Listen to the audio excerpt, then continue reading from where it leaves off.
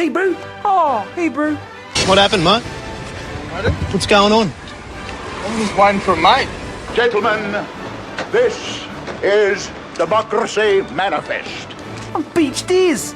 Bowling till I die, bowling when I cry, bowling when I was born, bowling when I die.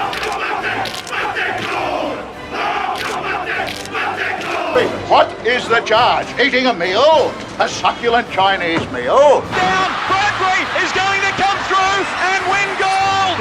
Hit my scooter outside the dairy, next minute.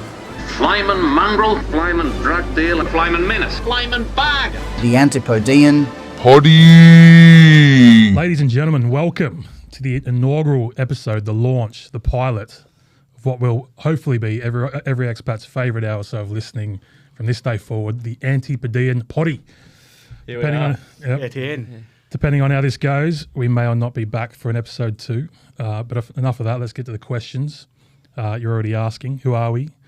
Where are we from? And why are we doing this? So, boys, how are we going? Yeah, good, mate. Good. All going well? Big trip back from a holiday today. Yeah, been down in Kent. Yeah, been down in Kent for about 14 days. It's good. Well, it's not good to be back.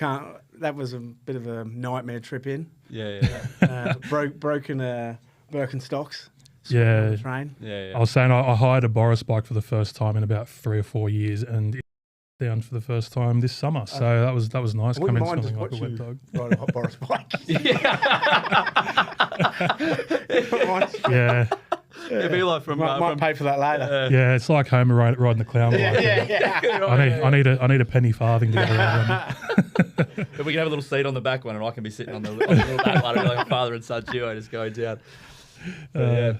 So I guess let's get on to who are we and why we're doing this. So, Baz, I'm gonna hand over to you because you're the brains behind this idea, which is debatable. Me and Jimmy. But I was saying it was actually August 1st, 2022 that you reached out to me with the idea on Facebook Messenger. It's taken us, it's been 3 years in the making. But yeah, give us a bit of an intro, Baz, and why we're doing this. What brought on the idea to do this podcast? Yeah, I think one of the things that when I've been here since 2013. So I think London's changed heaps since I've been here. And one thing I really thought is when you get people that come here, there's a struggle, and the struggle is making friends, getting a house, getting a job. Yeah. And people often come here on the back of summer. Yeah. And if you come here on the back of summer, you might have done sail Croatia, sail Turkey, and you've made friends. But then when you get to London, sometimes when the winter kicks in, it's a bit hard. So I remember just thinking that'd be a really good idea. I didn't actually think there was much out there. Yeah. But I thought it was really important to get the right people on board. Obviously, I didn't do that. Yeah, when that didn't happen. That didn't happen. They went home. That's why I waited 3 years trying to find some others. To see if anyone else popped up. I sent about 55 messages out that night. You're the only one that got back to me. Yeah. So, yeah, I think in the end, I wanted just to do something that was a bit fun, see if it was useful to people, tell some stories and give people, an idea of what we think works well, considering we've been here quite a while. So. Yeah, and so you're the Kiwi representation in this threesome, which is also debatable. Yeah. Where are you from? What's your age? All that kind of stuff. So give us a bit of an idea about the demographic you're representing. Yeah, so I suppose all my family and everyone's from New Zealand, Denny Vegas, and the North Island of New Zealand. I grew up in the country Australia, though, in Lismore. Oh. Lismore. Known for the floods, that's about it. Did you live there all your life? Or? Yeah, so basically, I lived there. I went to school there, sort of between Lismore, Ballina, Lennox Head. Yep. And then when I was 19, I moved to Brisbane, went to uni, played for Mighty South Rugby Club up there. Had a really, really good time. Probably took me out of my little bubble. Like any country town, you can sort of get caught in that bubble. I'll always love Lismore, but I think maybe I needed to get out. Is it true that people from Lismore refer to themselves as Lismorons? Okay, well, maybe other Lismore people. I think people refer to me as a Lismoron. You're actually looking at the flag. Shout out to Bardo, Lennon Bartlett. He used to play for the Hoist, and he called himself a Lismoron, and so that's his nickname in our group chat because he's from Lismore. I mean, he can take the lead on that one, I think. But yeah, so I moved to Brisbane, spent about 5 years in Brizzy, and then obviously finished my uni degree And then I was lucky I played a bit of country rep footy, so I knew a guy that was playing in Andorra. Hell of a place. Hell of a place. It's known for its skiing these days, but it wasn't really, well, no, not many people used to go there, even from London back then. Tax haven. It is. Tax It haven. is a tax haven. Well, You get some, you get some really interesting types there. Some money some money that maybe not as legal as other types. So I went out there and played a season of rugby. They used to play in the French league. Shout out to Andorra VPC. Yep. But now I believe they've transferred to the Spanish league. Okay. So strong league by all accounts. Yeah, I mean it's getting better, I believe. But yeah, and then I had cousins and stuff that lived here in London. Yeah. You know, I got a bit sick of. Well, I wouldn't say that. It was just a small place. Decided to move on. Came to London originally just for the 2-year visa, which I believe now is a 3-year visa. Yep.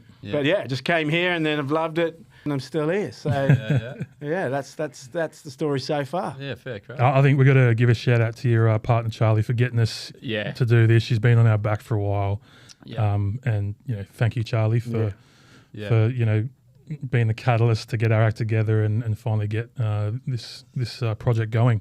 Sometimes too enthusiastic. Yeah, I mean, I'd probably say. that time in the pub where she had Jimmy bailed against the wall. Yeah. I mean, obviously we're all big blokes here, but she's bigger.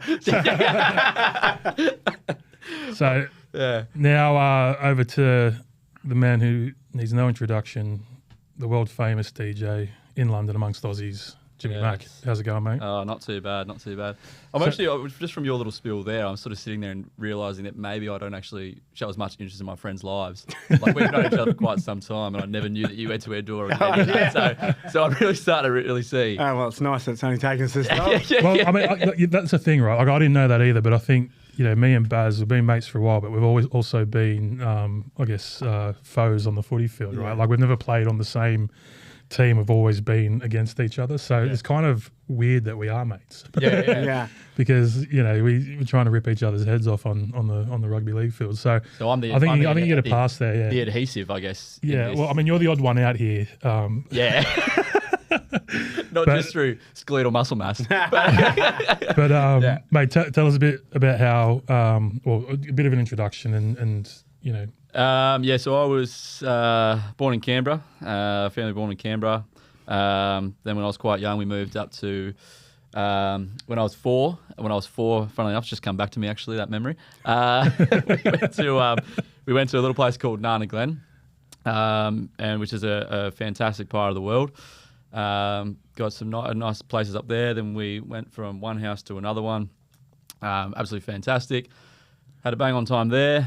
The DJing, which you allude to, I tempted fate and I pressed a few buttons at my brother's going away party, which I realised was probably the first time I was quite inebriated in front of my parents, and didn't actually go too well in that point. But then went down to Bathurst for university, Charles Sturt University. Started doing teaching down there, so I did PE teaching. Started doing events down there, started doing DJing, all that sort of stuff. And then, when I graduated university, I got a job straight out at an all-boys school teaching PE, and then I was lecturing at uni. And then, plot twist, you give a 24-year-old about 110K salary, it doesn't really actually fare too well sometimes. So once I had my fun, I saw my mates having more fun over here, and I kept seeing the things going on, like the videos, the ski trips and everything. And then I remember saying to my parents, I just said, I bought a one-way ticket to London, and both of their replies were, "Yeah, sweet, can you get us one as well?" And then shot up over here. And then similar to you, I started trying to do events and stuff over here, meeting up with people. Teaching was going fantastic, as you know, Barry. 13 weeks, holidays a year. But we work harder than most, obviously. So very much second that. Yeah, exactly right. Probably the two hardest working blokes in the room. But he worked 9 till 3. Or something. Yeah. I know there's plenty of other work that goes on. And then so did that. Having a fantastic time traveling, doing events as well. Which has been absolutely fantastic for the expat community, and then I've taken a bit of a break from teaching, gone into a recruitment company and stuff. which we can talk about another time. But yeah, that's pretty much it. Played one game of rugby league here with my dear friend Jared. For the Mighty Hoist. Today, that was my illustrious career down the hill, and so then best award you can get. Yeah, mate. yeah. The only reason why I did it is so that when I go back into PE, I say to the kids, mate, what I could have been if I didn't dislocate my knee, I could have been anything. I tell this story a fair bit, but I met Jimmy, I think it was the Super Bowl 2019, just before COVID. Yeah. And back then, obviously, I was coach for the Hoist and fairly involved. So, whether I kind of remembered someone's name or not was based on what I thought their rugby league ability would be. But I made the exception for Jimmy. Yeah. There's actually a great photo which we'll try and get of me in the middle of Jared and one of our other mates, Jay, and I may as well be invisible. I think this might have been the initial stages of this night where Jared probably just sized me up and goes, pathetic. And I looked straight past me and goes...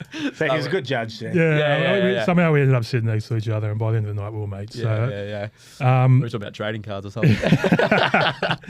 So, lastly over to me. I guess I'm the wise old man of the group. Been here since 2014.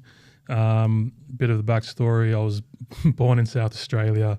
I lived the majority of my life in New South Wales, but I go for Queensland.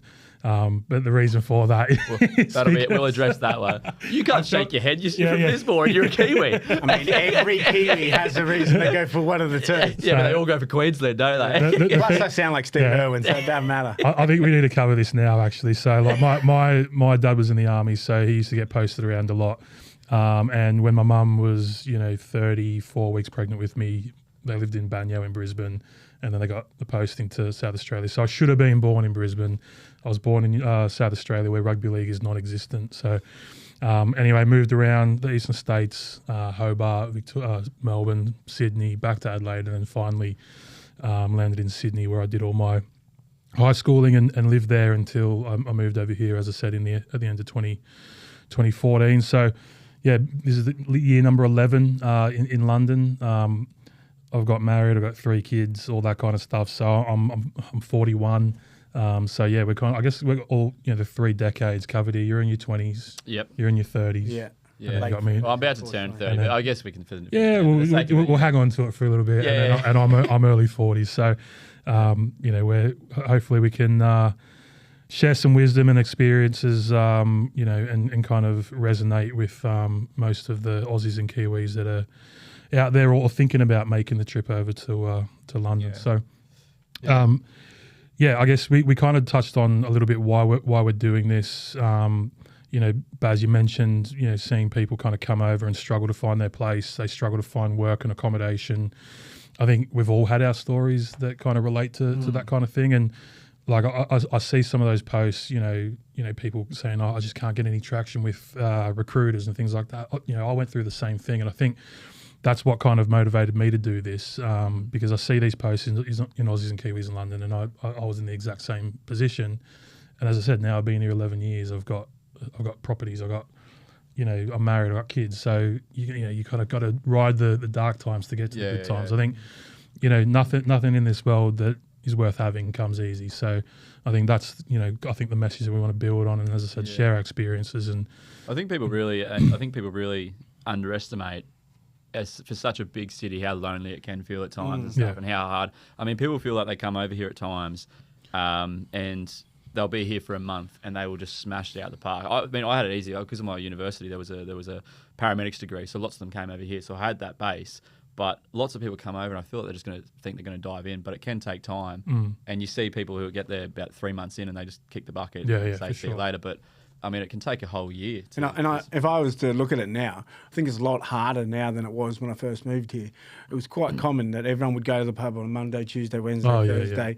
It was a lot cheaper to live. I remember the first room that I was in was only like $4.50 a month. Yeah. And then, pints were only £3, £3. Yeah, £2. The glory days, bring them back. Yeah.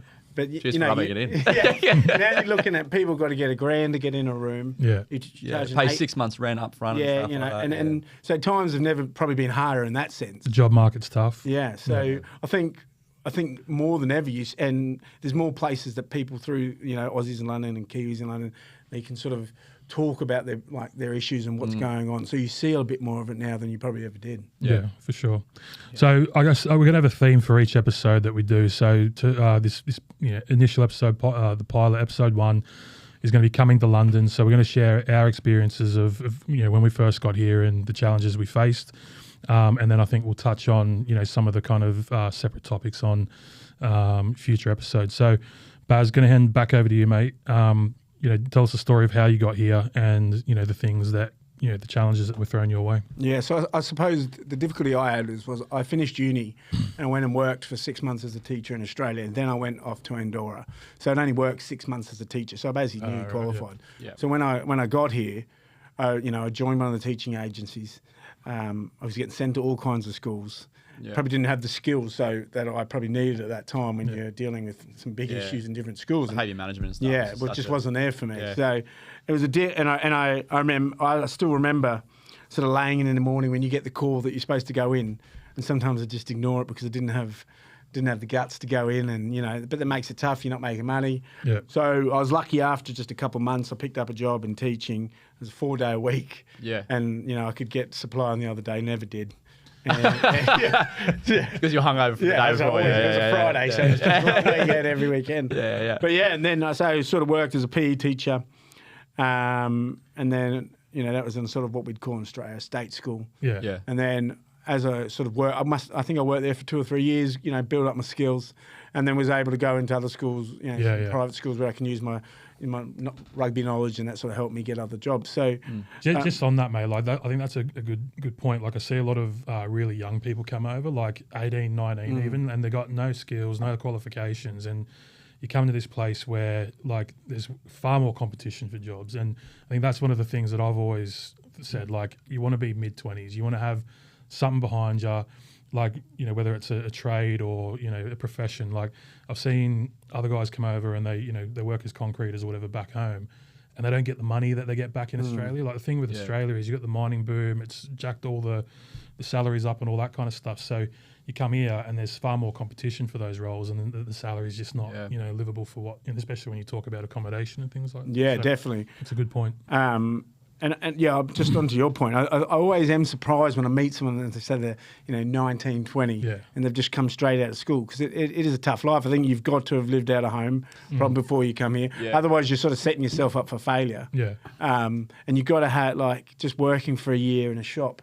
You're going to not enjoy here because you're going to get probably a lower paying job that you're going to have to work lots of hours. Yeah. And that might be a generalisation, but I would say in general that is the case. There are anomalies and stuff like like Lockie. For sure, when he came over and stuff like it. He was 18, but there's no doubt like you do find it tough. But I think that the learning curve and the growth that you get for doing it at that age. I mean, kudos to anyone that wants to solo travel at 18. Brave, it's unbelievable. But like you said, and I agree with you, it is nice to have all those skills that you can contribute something and a bit more like life experience. And I think if you want to kind of experience everything that this country or London has to offer, you need a bit of money behind you. That's the key. Well, especially now. I mean, maybe back in the day, like you said, the pints are $3.50.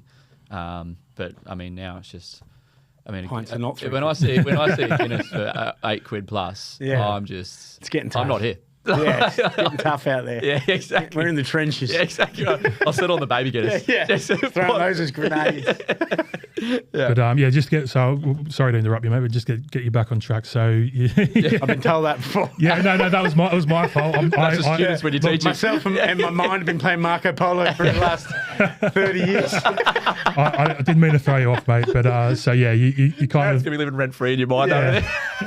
You got the experience with the first job, and then sort of built on that, and then I actually after a couple of years started my own company, and we provide shout out to Kids Explore.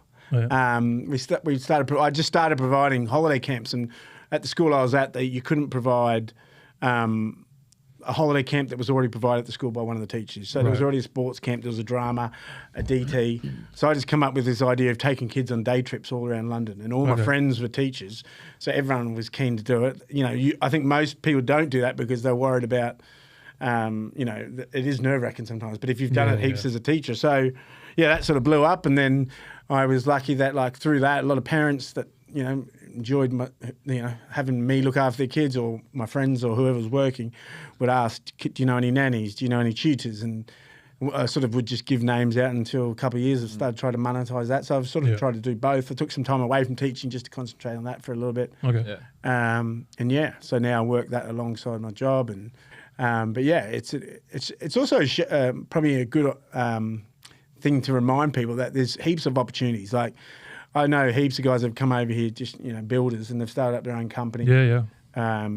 It's just about you've got to probably get a bit of experience over here first. You can't probably just come from Australia or New Zealand and come over. You've got to have you can monetize anything. Like if you've got an interest, a hobby or whatever, and you've got the nous to kind of go after it, you can monetize. Yeah, so definitely. Yeah, there's lots of opportunity.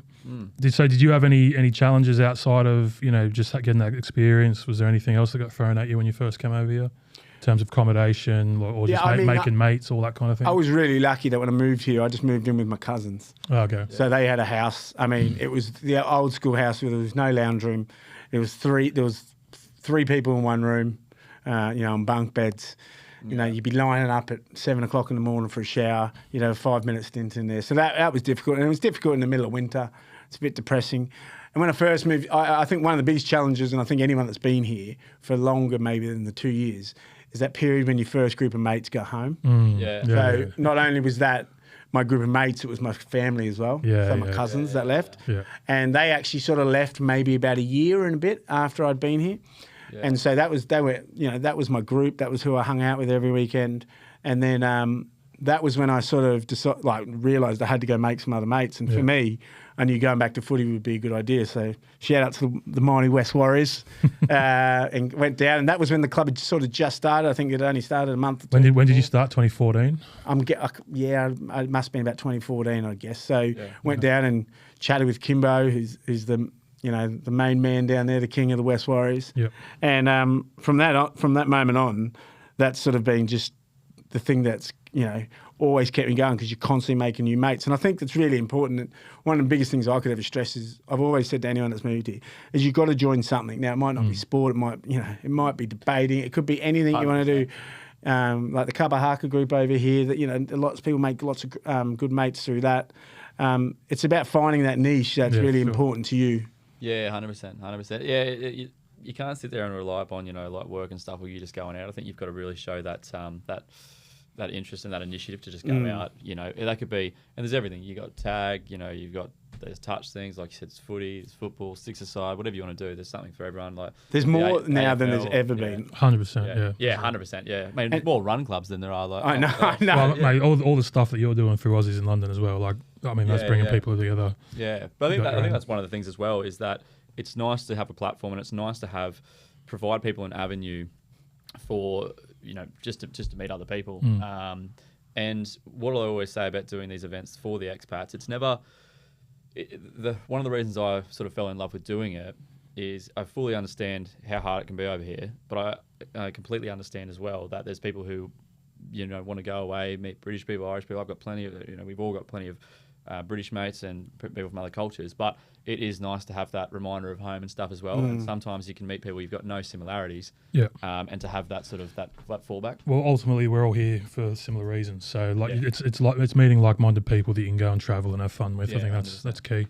So, I mean, we might as well segue over to you now, mate. What was your experience like coming over? What was the motivation, and what were your challenges? The motivation, I knew. I was talking to a fellow at work, and I knew entirely about about the teaching sort of side of things over here. I knew all that, but to be fair, I mean, I know your story about moving over here, and we'll obviously get onto that.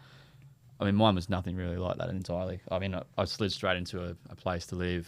Had a great group of mates and stuff, like with you, with the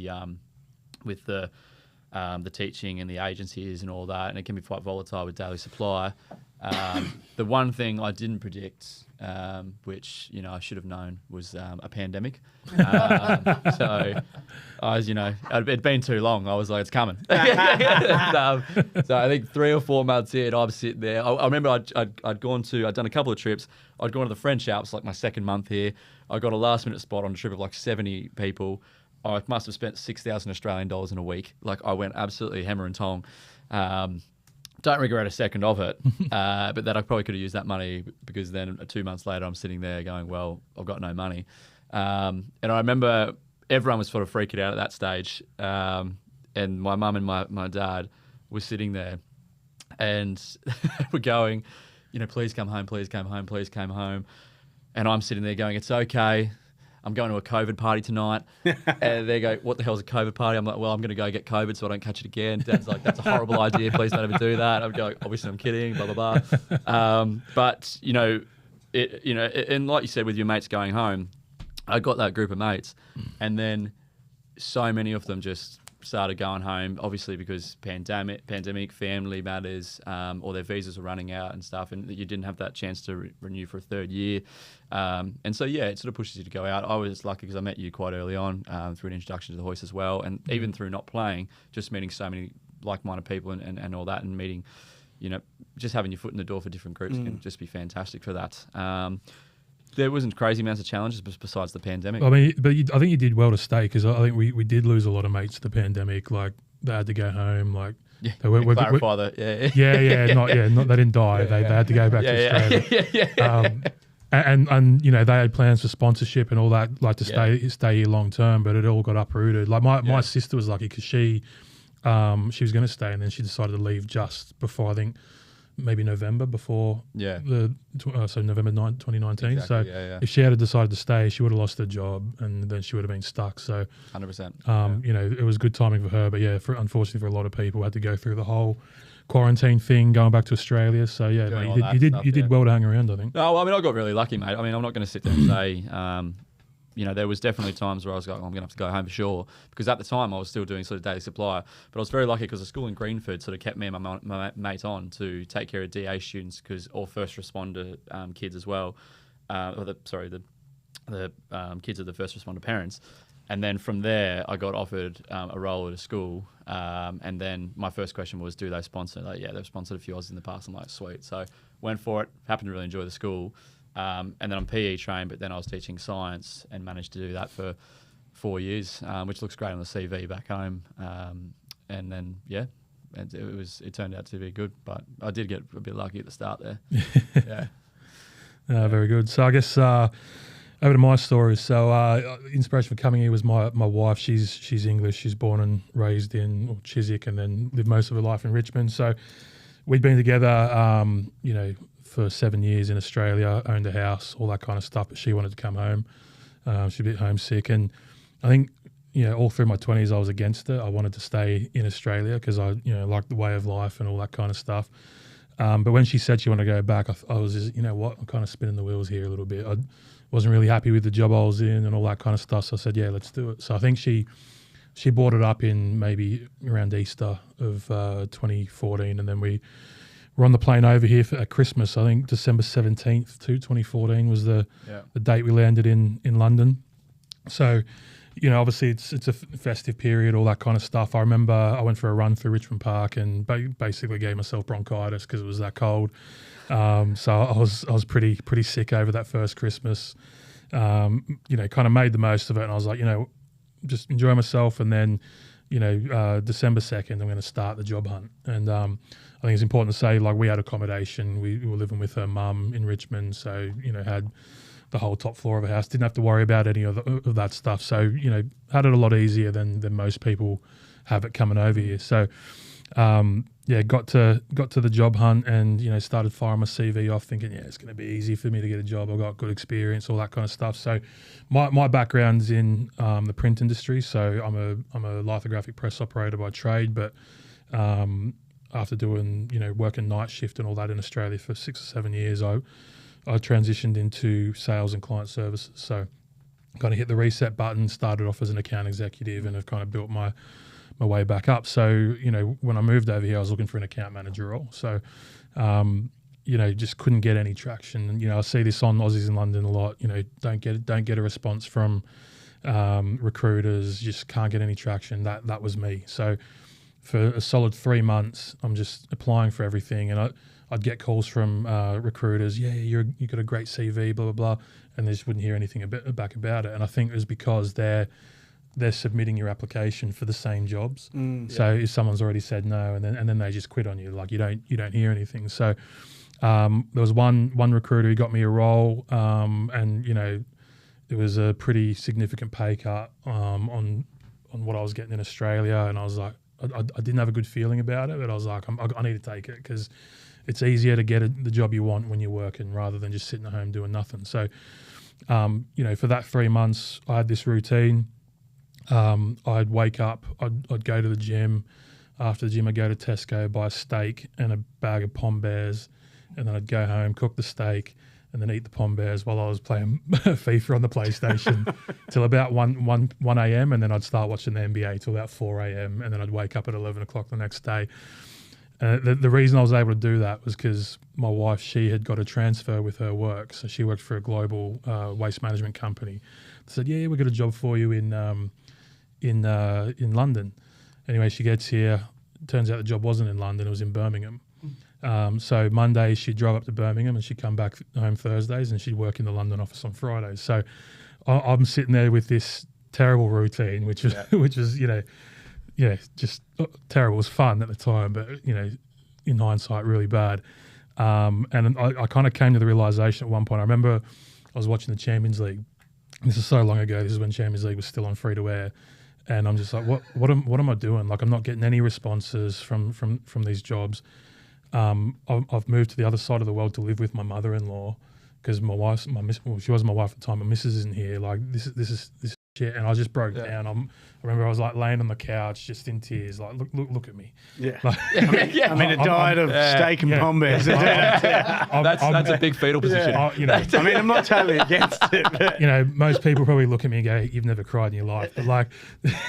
But I broke down and I was like, I've made the worst decision ever because, as I said, I owned a house. I had a pretty good life in Australia, and then so I took the job that I wasn't too sure about. It was out Croydon way, and I remember the first day. It was this place. I don't want to be too specific because I don't want to give away the business, but there was this big car park and I'm walking through it to go to the office and I've never seen so much rubbish in my life. Now, in Australia, like we're pretty big on not littering, like do the right thing, put it in the bin.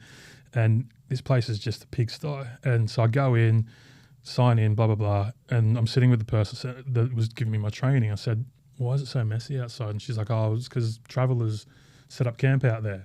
So there was like dirty nappies, there's like AstroTurf, there's burnt out benches, all this kind of stuff. Not to just go sideways, but that is a hugely common thing. Oh, yeah. But to someone who's just landed from Australia, like I'm like, what? Quite open. Any unit block you'll see will have a sign saying no fly tipping. Yeah. But I suppose, like, how do they stop it, right? Like, Well, how do they feel in Kent? You were just there. None of that down there. Where I was staying, there was no flight. Because you've got a Doberman. Yeah, that's right. That's right. Shout out to Neo. So I've gone in, and then the girl who was training me, she was the one that I was replacing, and I was just like, oh, so why are you leaving? She goes, because. Yeah, it's in Croydon. and sorry to all the people. Yeah, well, shout out to Dimmy Cat Daddy. He lives out in Croydon. What a name. Yeah, that's his Instagram handle, so that's what I refer to him as. And I'd kind of decided by lunchtime of my first day that I wasn't coming back. But I was just filled with anxiety because this recruiter was the only one to give me an opportunity. It was a opportunity, but it was an opportunity, right? So very sleepless night. And my missus wasn't there. I was at home by myself, and then in the morning, kind of got up and rang him and said, "Mate, this isn't the role for me. I'm not going back for day 2." Anyway, end of that week. That was the Tuesday. On the Friday, I got an interview at a small digital print shop in Farringdon. Got that job, and it was more money, all that kind of stuff. So I was like, I'll give this a fair crack. It's not where I want to be, but maybe it's a good opportunity. So I kind of went in, and I'm trying to generate more sales and all that kind of stuff. But the owner she didn't want to kind of spend any money to kind of grow the business. And while this was all happening, get a call from another recruiter, and she's like, "Oh, you got a really good CV." And I'm like, I said, "You've heard the spiel before." Yeah, I said to her, "Look, I'm going to be honest with you. I've heard all this before, and it hasn't worked out." So she said, "No, trust me." And I'm like, "Okay, we'll see what happens." So, this was for a role at one of the big print management companies. This is the role that I wanted. And so I went through that interview process, and then I got the job. So That was probably May of 2015. So, got here in December, got the job I was after in May. That week I went out in Fulham, Hammersmith area. I was doing some karaoke with some Aussies there was one guy that I knew. What was your song? Oh, I can't remember, mate. It's too long ago. ABBA. Never ABBA. Never ABBA. But, it was down at the Southern Bell, which has obviously been shut for years now. I lived on the other side of the hospital down there. It was that first house. So back in the day, they had like little karaoke rooms. Yeah. It was pretty cool. It's been shut down for years now. And then that closed at midnight. So then we walked up to Belushi's at Hammersmith, and Mayweather-Pacquiao fight was on that night. So I'm down in the toilets, and there's this Scottish bloke having an argument with some other guy, and I'm like, all right, boys, just give it a rest. And then he turns around and he's like, you're massive. Do you play rugby league? And I'm like, yeah, I do. I've been retired for a little while, but I'm a rugby league player, yes. And he's like, you got to come and play for us. And at the time, he was the coach of the Hoist. So I said, yeah, look, I'm going to Barbados for a holiday this week, but I'll come down to training when I get back. And then he was just like onto me, Facebook, messaged me all the time. That turned out to be a good mate of mine, Scottish. So I remember going upstairs to the bar. Sorry, is his name Scottish? That's what we call him. That's what we call it. His name's Mike. His name's Mike. But I mean, like that's just on brand for the New Hoist. Zealand.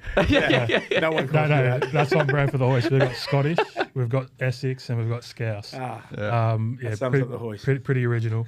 It's like Australia, Sydney Harbour Bridge. Yeah. Tough naming job. I go upstairs and he introduces me to some of the boys. And I remember they had their Hoist polo shirts on, and one of them was Manny. And he goes up to Manny. He goes, Manny, this is our new captain. And if you know Manny, he's a pretty serious bloke, and he did not enjoy that one iota.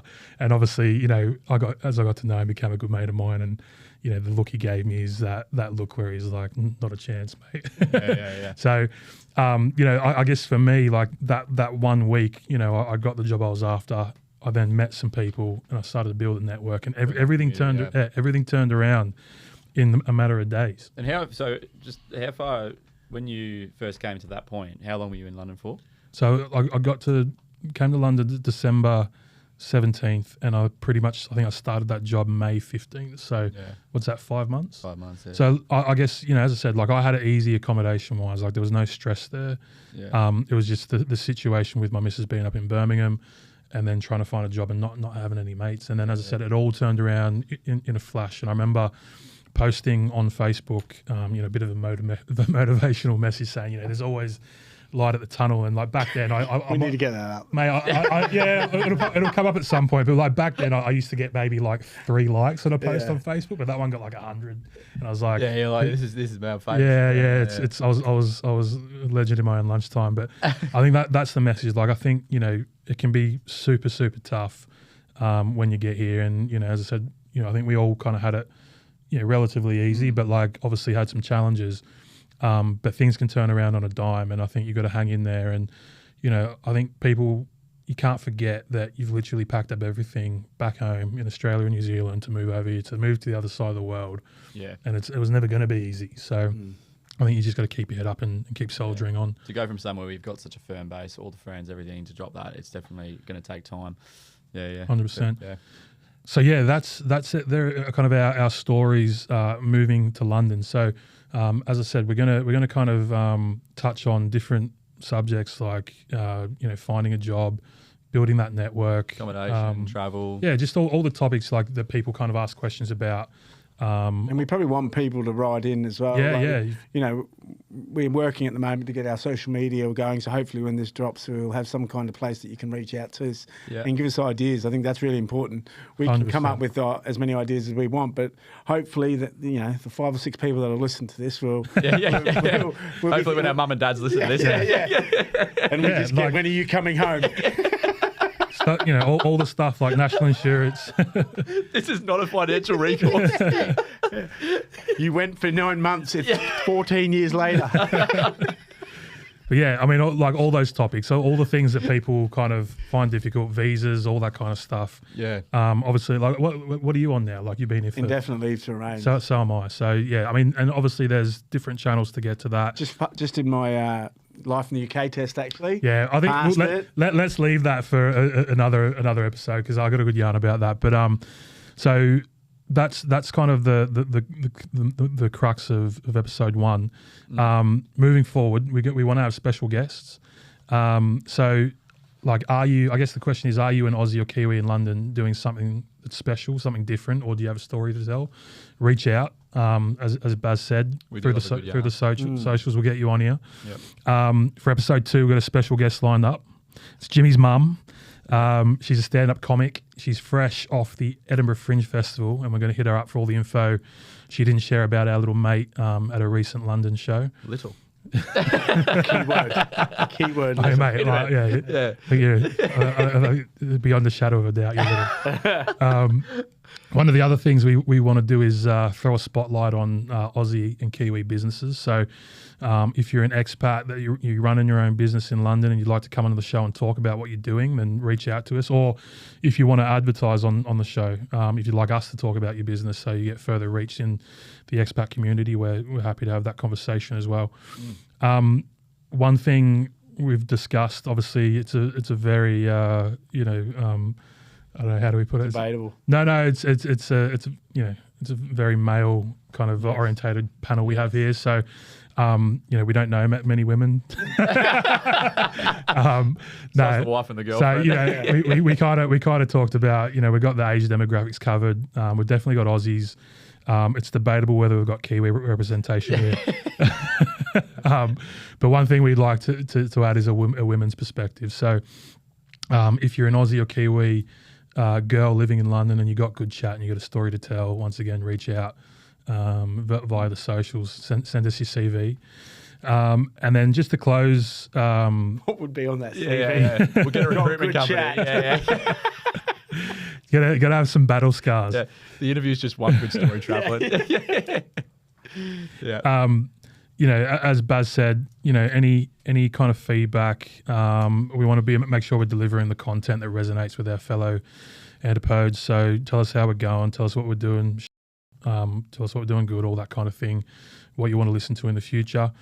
And then just to wrap this up, so I want to leave everyone with a quote that kind of speaks to some of what we talked about in this episode and hopefully resonates with some of the people that might need to hear it. But it comes from someone who's quintessentially English, despite, in fact, being Peruvian, and that's Paddington Bear. So there's a big mural. I went past it on the way here, actually. There's a big mural of him outside Waterloo Station, and it always kind of, I always kind of have a look at it. And there's a quote on the wall next to the mural of Paddington. And I think it's kind of pertinent for someone who's trying to find their way in London or trying to get into the rhythm of life in London. And the quote goes, "Mrs. Brown says that in London, everyone is different, and that means anyone can fit in." So I think that, that's a good message to anyone who's struggling, trying to fit in London, thinking that they've made the wrong decision. Hang in there because you will find your place. 100%. And that's it. Yeah, well done, boys. Episode 1. Thanks for listening. We are new to this, so when you leave your comments, remember that. But and hopefully we'll see everyone next time. Yeah. Cool. Cheers. Cheers.